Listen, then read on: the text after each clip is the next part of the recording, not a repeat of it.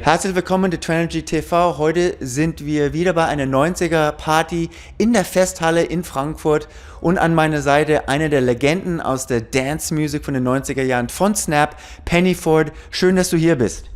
Hello, hi everybody. Hi, how are you? I'm good, Penny. It's always nice to see you. You too. It's good to see you too.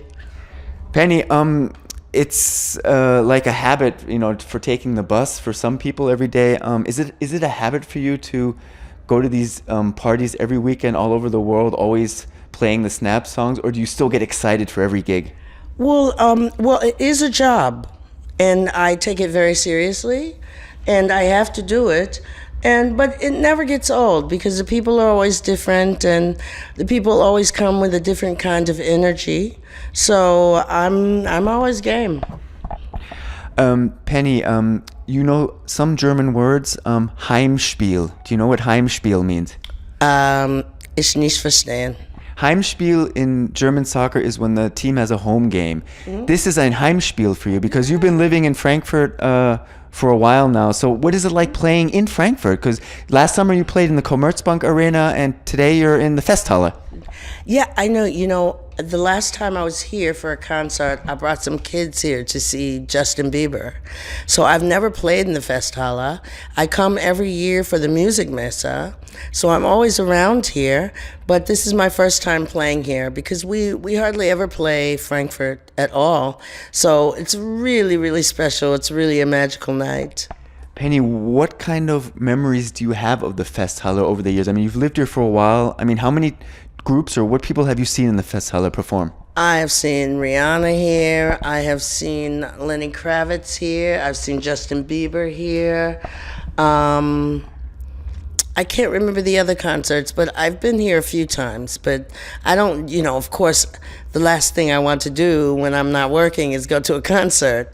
But if there's somebody that I really love and they're here, Whitney Houston, you know, so I've been here to see quite a few people. I'm sure if your good friend Chaka Khan was here, you would be here. Absolutely. I would be here, front and center, and on stage. That's my girl.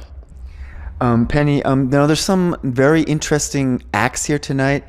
I want to ask you, where were you, or what do you remember about where you were when you heard I'm Too Sexy from Right Said Fred? It was released in 91. Right. You were in Frankfurt, or were you back in the States? I was between here and LA. So I remember, I have memories of it here in Europe, and I also have memories of it in Los Angeles when it broke over there. So I do remember it from there.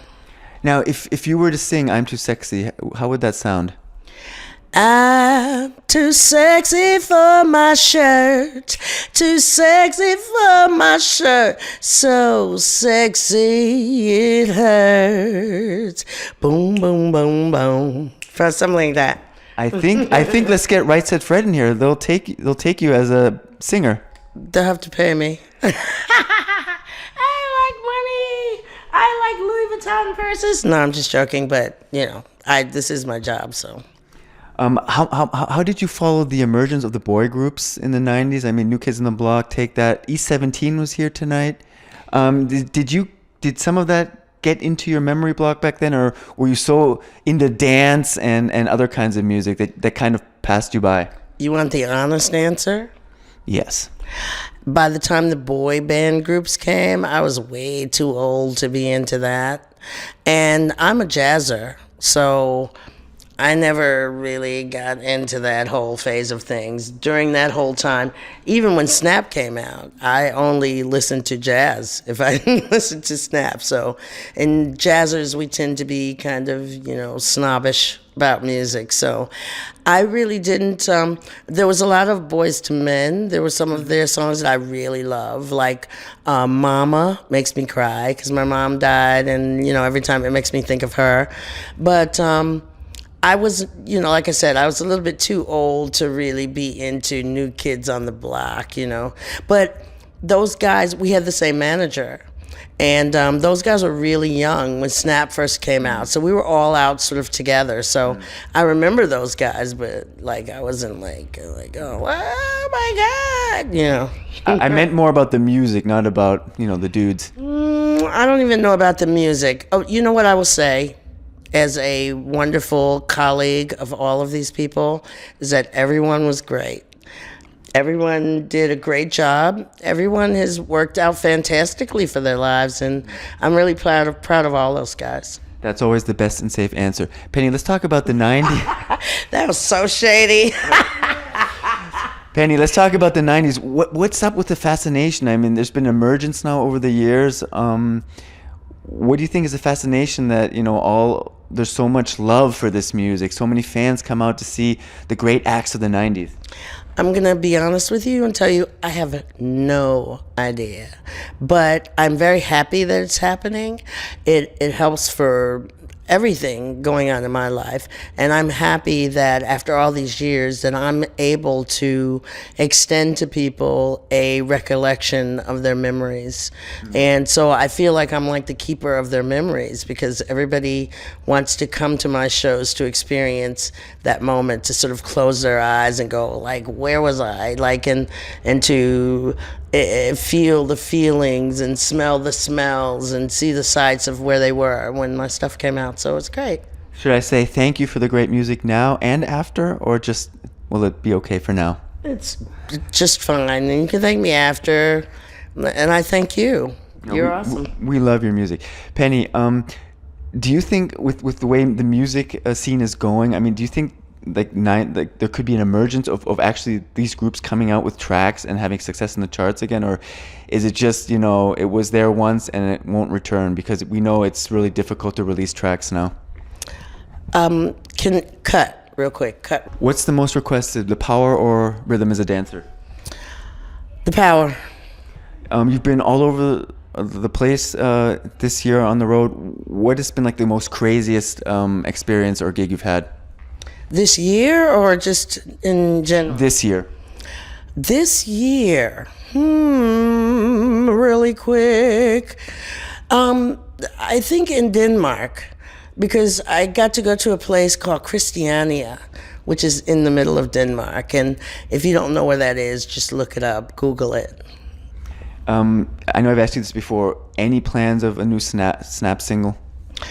Oh, that's actually what you were talking about before, about these bands and doing. Actually, when you go see a group from the old days, you don't want to hear new stuff. You want to hear the old stuff. You come to hear the old stuff. For me, if I go see my favorite band, when they start playing their new stuff, that's when I go to the toilet and go get another drink, you know. I don't think we need any new stuff. You know, people are still liking the old stuff, so, you know. One of the very sad things is going on in the world, that's been going on for a long time, is all the terror. I mean, do you ever think about what's going on when you step onto a plane? No, I don't, because I could get on a plane and I could die, or I could choke on a piece of bacon and I can die. When it's my time, it's my time.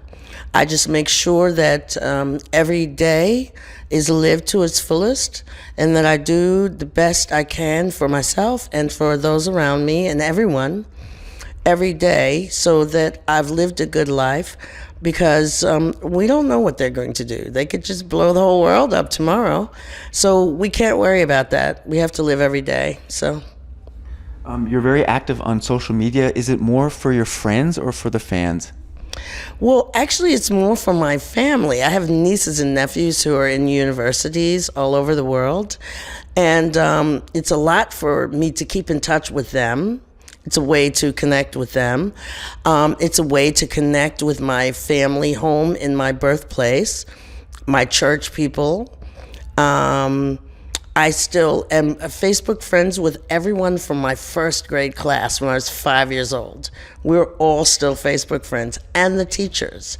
So that's incredible, and it's a major way for me to connect with my fans on a personal level. I've been doing that for a while. I don't like do the pop star thing and go, I can't talk to you, you know. You know, I'm a little crazy on my page sometimes. just a lot of videos that you're releasing, but it's always interesting to see what you have. Well, everybody is not going to like everything. You can't constantly cater to everyone. For instance, I have to be very careful about some things that I post out of respect for my church fans. I have to be respectful about some things that I post out of respect for my gay friends and families and fans, So, you kind of ride that fence, but you try to stay honest in who you are, because everyone is allowed to have their own opinion, and I don't think anyone should be bullied into feeling a certain way because someone else feels that way. With what artist would you like to record a Christmas album? Ooh, the Walls Group, the Clark Sisters, and Jay Moss and John P. Key. And then I can die. What's your favorite childhood memory about Christmas in Cincinnati? My Christmas tree in my living room, and getting my games. My grandmother made sure I had everything. So I remember an Easy Bake Oven. I remember the Operation game. I don't know if they had that. They have that over here where they have different organs in this thing, and if you touch the sides with the instrument, it goes and the nose lights up.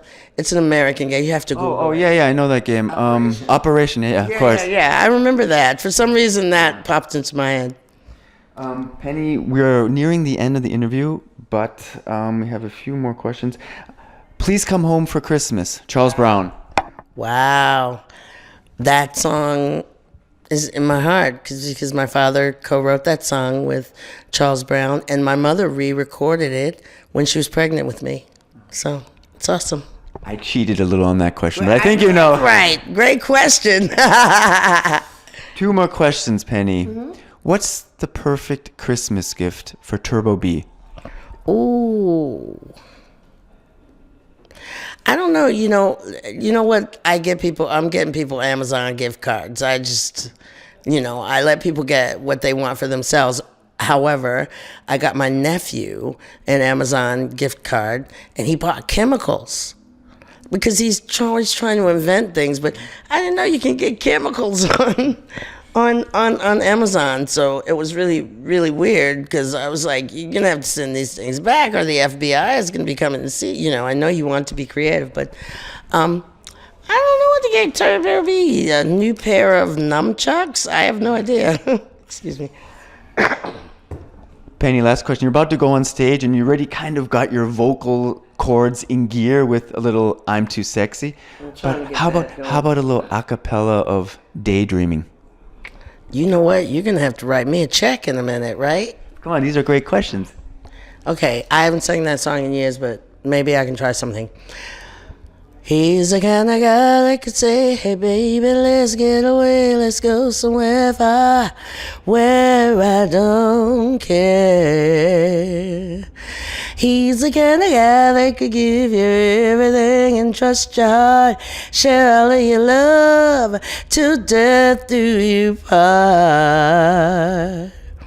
I wanna be what he wants, when he wants it, and whenever he needs it. And when I'm lonesome and feel lost out, I'll be there to feed him, loving him a little bit more each day. Turn me right on with him, say.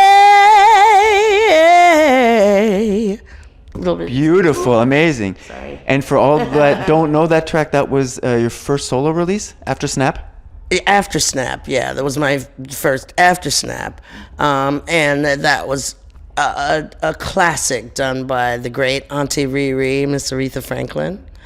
And the track came from London, and they just sent it over and said sing that to it. So it was just kind of a magical thing. Beautiful. Penny, thanks so much for being our guest at Trenergy TV. I'm we a love you. Trenergy fan. I'm a Trenergy fan. Woo! Peace, Trenergy! Die größte Perle an diesem Abend war